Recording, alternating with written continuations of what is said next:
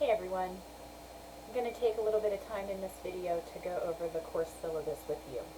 I'm not going to go through every single piece of the course syllabus, mostly just going to hit the highlights, the information that you need to be aware of here at the beginning of the term, and things that you'll need to keep in mind throughout the term. So you remember you can find the syllabus in two different places. Right above this video is a link in blue to the syllabus as a Word document. You can open that up and have the syllabus pulled up in a Word document and go through it and let this video play in the background, right? So you can follow through with me. But the syllabus is also located up under the Getting Started section in a PDF. So I've put it in two spots for you. So looking at the syllabus, again, one of the things you want to keep in mind over there at the top on the right-hand side is that it is a 40-hour lecture class with 20 hours of additional outside work. So that's 60 hours total spread over 10 weeks. That's 6 hours a week. I explained this in the video on how to find your way around, but I just want to reinforce it here as well. Even though it is an online course, you are still expected to spend roughly 6 hours a week on this class. Normally, 4 hours would be spent in the classroom, and you'd have 2 hours of homework each week. But it is an online course, and you are still expected to spend those 6 hours a week on this class. You just now have to work all 6 hours into your schedule. I go through how I, approach those 6 hours each week, how I've organized the modules around those 6 hours. I explain all of that in the video in how to find your way around. If you haven't watched that one yet, I would if I were you, because it really can help you kind of approach each week in a more successful way, right? But just keep in mind, 6 hours a week. You'll see my contact information there, the textbook for the course, the English skills with readings. It's going to look backwards to you, but this is what it looks like. All right.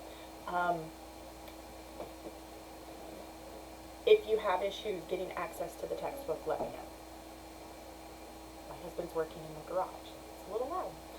Alright, so objectives for the course. It is a composition course, so you're going to be looking at, how to recognize and correct grammar and mechanical errors, writing more fluently, authentically, and academically, proceeding effectively through all stages of the writing process, and need to know concepts for effective writing in the workplace.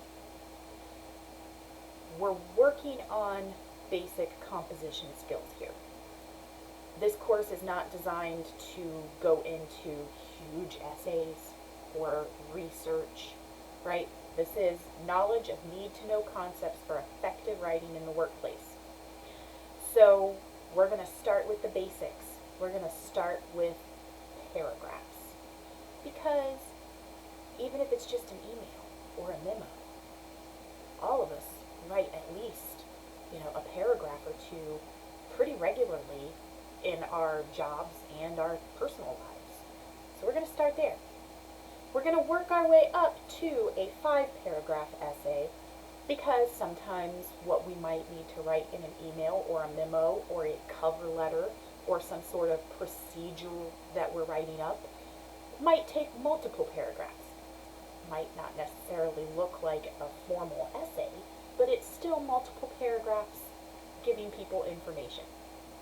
So we will work our way up to a, multiple paragraph assignment. But we're not working on big, huge essays or research papers or anything like that. We are working through the basics, and we will look at different styles of writing. We'll look at an evaluation paragraph, a process analysis paragraph, compare, contrast, and classification. Those are all types of thought processes that you might actually work with on a regular basis in your jobs. Now, no one's going to come to you and say, hey, I need you to write a compare and contrast memo, or I need you to write a process analysis of this procedure. But when you write up instructions for something, that is a process analysis.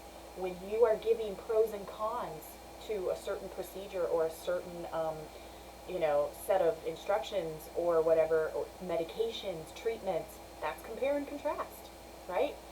So we're looking at very basic skills here to make sure that we are writing and communicating effectively in the workplace, right?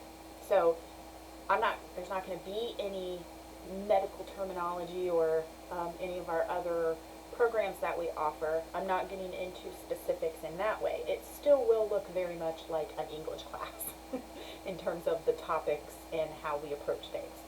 But it's also very casual in a way, the topics that you're going to work with.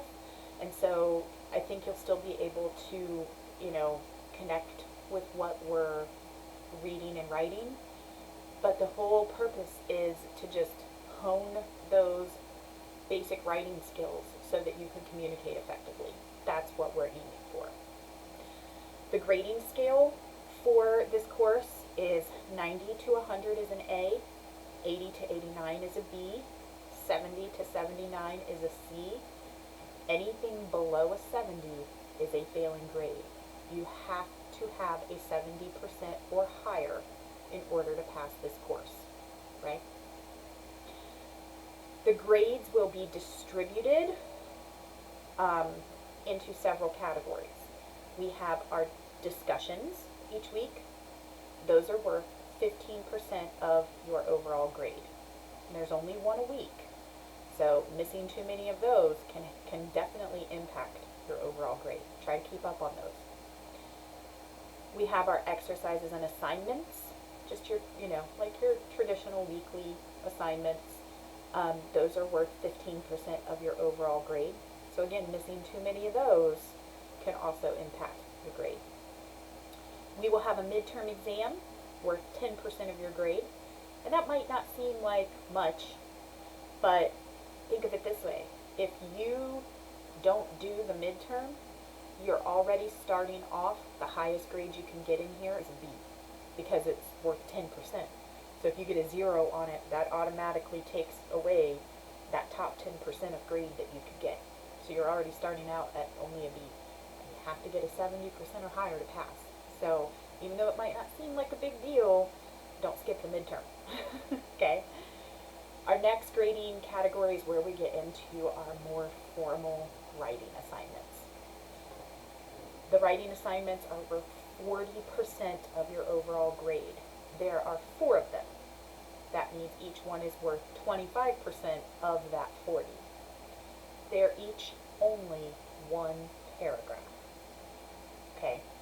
So 4 paragraphs total, 4 different paragraphs, 4 different assignments, worth 40% of your overall grade. And then we do have our final exam. It is an essay exam, a 5-paragraph essay exam, which you will work on, building up to it, and that is worth 20% of your overall grade, right? Okay, so remember the attendance policy for ATA. You're expected to engage, and to spend the proper amount of time on the course each week.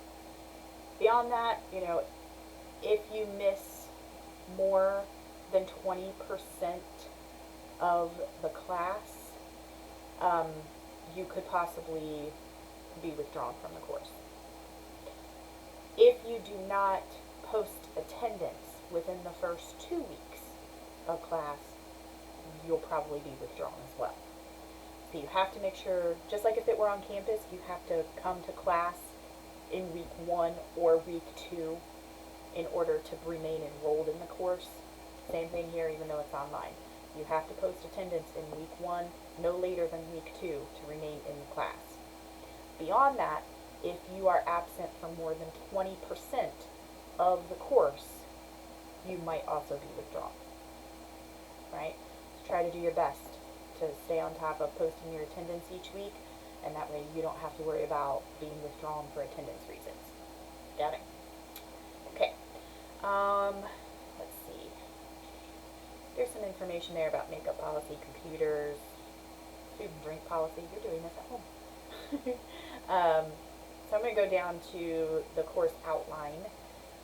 You'll see that I have each week listed there, week 1, you know, and the dates that it begins and ends.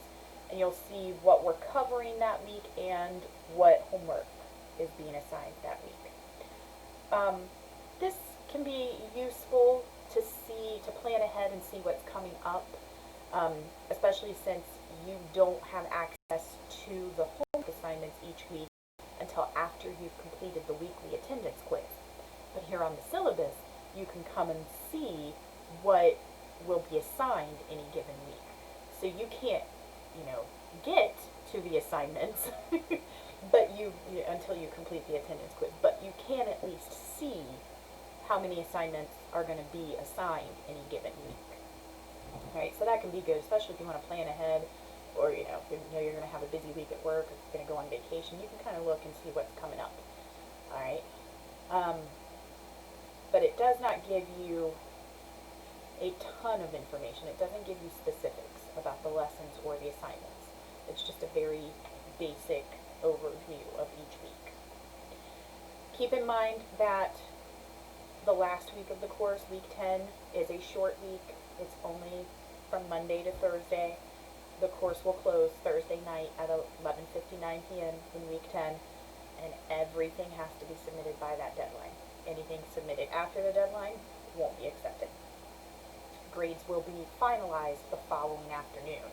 That's not my rule that the course is over on Thursday of week 10. That's just the way it is, right? Alright, so the next part of the syllabus kind of goes over my personal policies. Some of these are more, apply more to when we're on campus, so let's go to the late work policy, because that still applies. I'm very open to accepting late work, but within reason, of course. If it's week 8 and you're submitting work from week 1, week 2, you're not going to get full credit for it, right? That's just not fair. But, you know, I want to help students do well in the course and pass it if they have shown they've mastered the objectives for the course. I don't want to let a busy schedule or someone being sick or something happening to throw everything off track for you. I don't want that to be the reason you can't pass the course. So my late work policy is, I typically only like to accept things up to 2 weeks late. There will be a 10% deduction in points for every week that it's late. Not every day, every week that it's late. So if it's 3 weeks late, you get a 30% deduction of points, right? And again, I don't like to accept things past the 2-week mark, but always ask, always communicate with me. Let me know what's going on. We can come up with, you know, we can agree on a day that you're going to have late work submitted by. And, you know, if we're communicating and we're on the same page, then it's usually not a problem. But just know that if you fall too far behind, even though I will accept the work late more than likely, you will get a deduction in points, because it's just not fair to those students who are submitting things on time. I will not accept anything past week 9. You know, week 10 is only a 4-day week, and I will have all of your week 9 and week 10 items to be grading in that short amount of time. So I'm not accepting any other late work after week 9. I need to focus on finalizing the grades for the course at that time. If you ever have any questions about, will she accept this, should I even bother, blah, blah, blah, reach out to me. Right? Talk to me first. We'll figure it out. Okay? The next section of the syllabus is plagiarism policy. It's a composition course. Students are often nervous and anxious about a composition course. They think they're not good at writing. It scares them. They hate it. Runs the gamut. There can be moments where you're tempted to just quickly copy and paste something and submit it. Maybe it's because you're scared, you're nervous, you doubt yourself. Maybe it's because you're just so overwhelmed with all of your other classwork and everything else going on in your life. Like, I get it. But cheating is never the answer. Everything in this course should be your own ideas and words. There is nothing in this course that asks you or requires you to do any kind of outside research. I will check formal assignments against in a plagiarism checker. So if you have used something from another source, it will show up. But it also applies to all the other homework assignments that we do in this class. If it's clear that you have used an outside source, if it's clear that students have worked together and submitted the exact same work, that's going to be a problem. You guys can work together and form study groups, absolutely. You can help each other understand the material. But what gets written as your answer should be yours. Should be your words, your voice, right? So just do the work yourself. For the most part. Again, study groups, I get it. But formal assignments especially, your ideas, your words, 100%. Okay? Alright. So a little bit more about the categories of how your grades are distributed. The discussion forums, remember there's one every week. They open on Monday when the week opens, and they close Sunday night when the week ends. You are supposed to try to post by Thursday night your response to my prompt, and then respond to 2 classmates before the discussion closes on Sunday night. Once the discussion does close, I am not allowed to reopen it unless given special permission by like a dean or a registrar or something like that. They are worth 15% of your overall grade. There's only one each week, so missing too many of those will affect your overall grade for sure. The next category is our exercises and assignments. These are our weekly journals, other assignments that I have throughout the term.